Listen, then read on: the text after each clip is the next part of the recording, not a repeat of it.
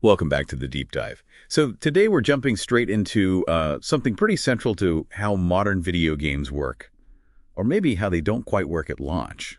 Yeah, we're talking about this clash, this kind of contradiction between that huge push for day one sales, new release priority marketing, sources call it, Right. and the reality that so many games seem to need updates right away. Update required design. So our mission here is to figure out, well, why? Why this huge focus on launch day if the game often isn't really, finished? Exactly. And what does this whole setup actually mean for you, the person buying and playing these games? Okay, so let's start with the business side. Release day, it's just massive for sales, isn't it? For almost any media, but especially games. Absolutely the peak. All the marketing, all the hype, it funnels towards that single day. Right? Securing those pre-orders is paramount. But that's the weird part. If day one is everything, why do we see so many AAA games launching with performance issues, bugs, just generally feeling unpolished? Well, that's the clash, isn't it? The marketing needs that date.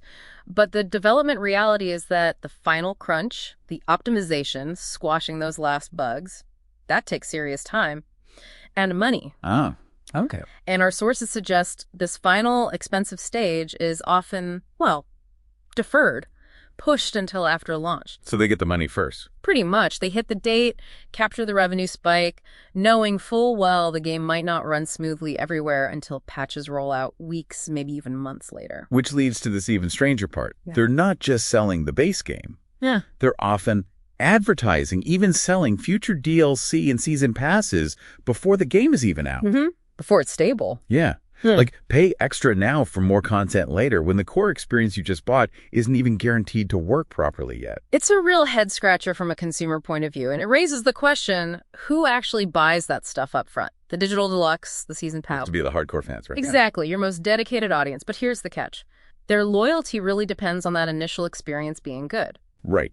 If the launch is Russ. Then you risk alienating those very fans. Most players, they form their opinions based on how the game plays at launch. They write reviews based on that. And expecting them to come back later after patches. Yeah. That seems unreliable. Very. Most people move on. So, okay, if the launch can be rough, reviews might be bad, fans might get annoyed, why does this whole cycle keep going? Why don't publishers fix this problem?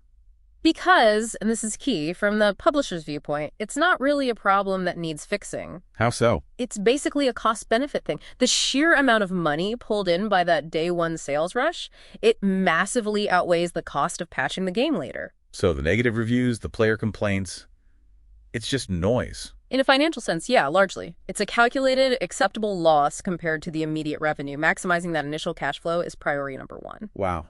Okay. And there's a psychological element too, let's be honest. Playing a big new game on day one, it's become a bit of a status symbol for some players, that FOMO fear of missing out.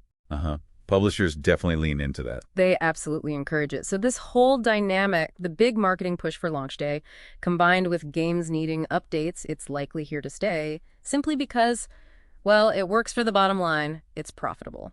Okay, so wrapping this up, the current model, it prioritizes getting the sales now over having a perfectly polished game now.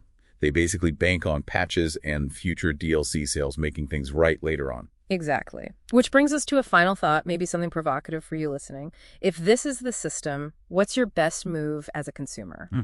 Well, the sources suggest the most effective strategy might just be waiting. Like, maybe wait a year after release. A whole year? Yeah. Think about it. By then, most major bugs are patched, the needed updates are out, maybe some DLC is included or bundled. And the price has probably dropped quite a bit, too. Definitely. You get the complete polished game, often for less money, and without much risk of it being, graphically outdated yet. The only real cost is missing out on that day one hype, that sort of status symbol feeling. Resisting the urge to play it immediately. Resisting the FOMO. It requires patience, but you might get a much better and cheaper experience in the end. Something to consider.